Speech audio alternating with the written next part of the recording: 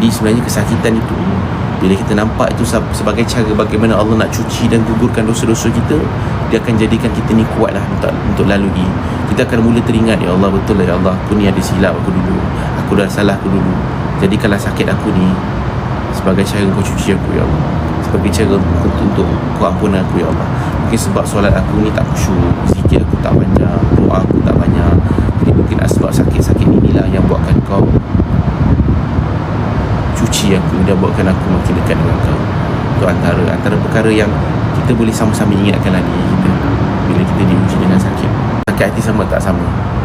Ustaz, macam mana nak deal dengan orang yang berhutang dengan kita dan adakah itu ujian? Ya, itu adalah ujian, dan deal dengan dia adalah kita mintalah hutang. Kita dekat dia. As simple as that.